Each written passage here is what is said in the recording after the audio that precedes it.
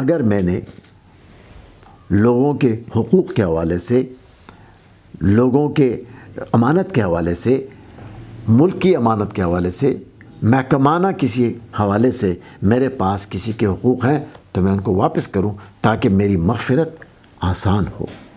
اور آخری عشرہ جو آگ سے نجات کا ہے، اس میں لوگ معتکفین اعتکاف میں بیٹھتے ہیں اور لیلۃ القدر کی تلاش کرتے ہیں۔ تو لیلۃ القدر صحابہ کرام رضی اللہ تعالیٰ عنہ جو ایمان کے اعلیٰ ترین درجے پر تھے، وہ لیلۃ القدر کی تلاش کرتے تھے۔ آج ہمیں بھی چاہیے کہ اپنے اندر جھانک کر دیکھیں کہ ہمارے اندر کی جو تاریک رات ہے اس کو روشن کرنے کے لیے اور اس کی صبح کرنے کے لیے اور اس کی فجر کرنے کے لیے ہمیں کیا کرنا ہوگا۔ تو اس طرح یہ رمضان کا مہینہ ہمارے لیے تزکیہ لاتا ہے، جسمانی بھی، طبی بھی، روحانی بھی۔ اس پر جتنی تحقیق ہوئی ہے اس کو تو ہم یہاں سمیٹ نہیں سکتے، لیکن یہ بتانا کہ یہ ہمارا جسمانی تزکیہ بھی اس میں ہوتا ہے۔ کچھ لوگ وزن بھی کم کر لیتے ہیں، کچھ لوگ اپنی عادتوں سے، بری عادتوں سے، تمباکو نوشی سے پورے مہینے پرہیز کرنے کے بعد، نسوار سے پرہیز کرنے کے بعد وہ کہتے ہیں اب ہمیں نے ہمیشہ کے لیے اس کو خیر بات کہہ دیا۔ تو یہ جسمانی حوالے سے ان کا تزکیہ ہو جاتا ہے۔ کچھ لوگ نماز کو اپنا وتیرہ بنا لیتے ہیں، اس طرح روحانی طور پر وہ اپنے آپ کو پاک کرنے کا سبب بنتے ہیں۔ تو اس طرح سے ہمارے لیے یہ روزہ ایک بہترین پیغام لے کر آیا ہے، جسے ہم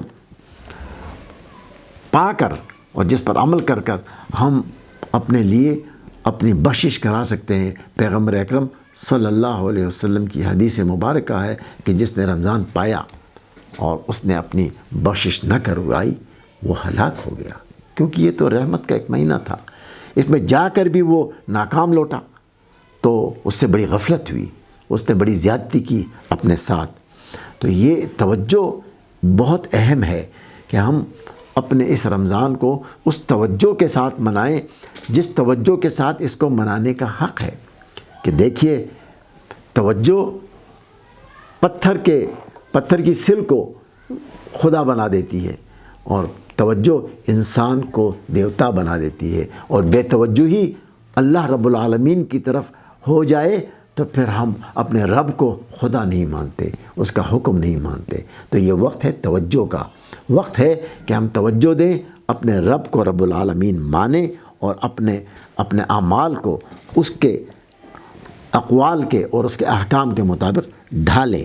اس طرح ہمارا جو وقت ہے یہ بہتر ہوگا اور ہم اپنے اندر وہ چینج لائیں گے، وہ کیفیت آئے گی، جو اسلام کی کیفیت، جو صحابہ کرام نے جو کیفیات محسوس کی، جو پیغمبر اکرم صلی اللہ علیہ وسلم نے بھوک کے حوالے سے، پیاس کے حوالے سے اور روحانی حوالے سے جو کیفیات محسوس کی، اگرچہ اس تک پہنچنا تو بہت مشکل ہے، لیکن اگر اس کا ذرہ بھر بھی ہم محسوس کر لیں، اگر اس کیفیت کے ذرہ بھر پر بھی ہم آ جائیں تو ہم نے کچھ تو اپنے ساتھ بہتری کی، کچھ تو ہم نے اپنے ساتھ انصاف کیا، اور اس طرح ہم اطاعت اور تقوی کے اس درجے پر آ سکتے ہیں کہ جس کی ہمیں ضرورت ہے۔ اور اگر ہم ہر سال اس طرح کا رمضان منائیں تو آپ دیکھیں گے کہ ہر رمضان کے ساتھ آپ کے درجات میں اضافہ ہوگا۔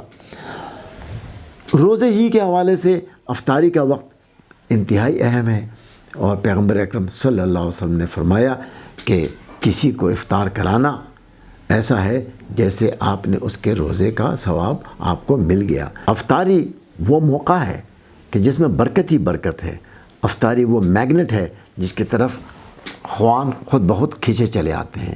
افطاری ایک رچ نعمت ہے، ایک عظیم برکت ہے۔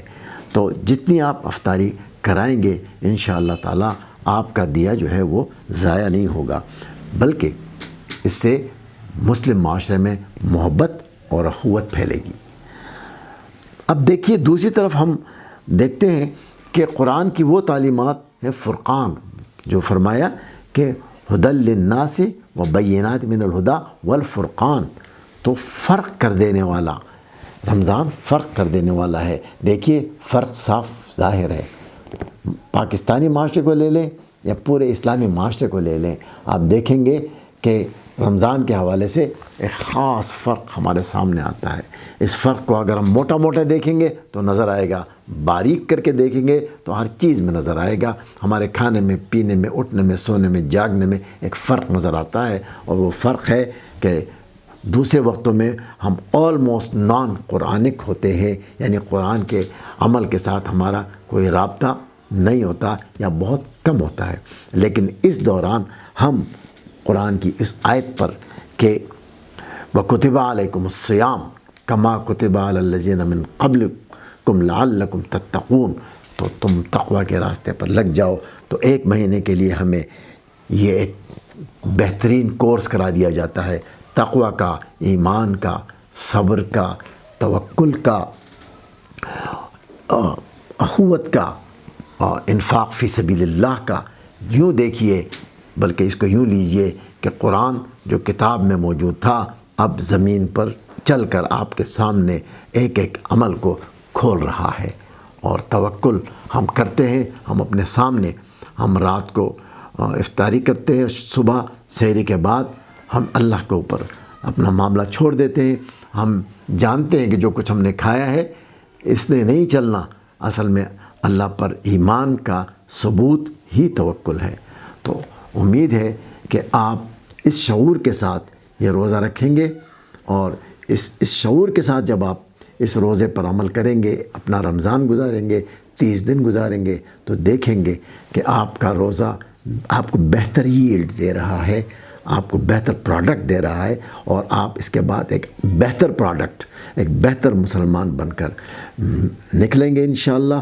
اللہ تعالیٰ مجھے بھی اور آپ کو بھی عمل کی توفیق عطا فرمائے۔ وما علینا الا البلاغ المبین۔ میں چاہوں گا کہ آپ کو یہ رمضان وش کروں، اللہ تعالیٰ آپ کو رمضان مبارک فرمائے، اور آنے والی عید بھی آپ کو مبارک ہو۔ والسلام علیکم ورحمۃ اللہ وبرکاتہ۔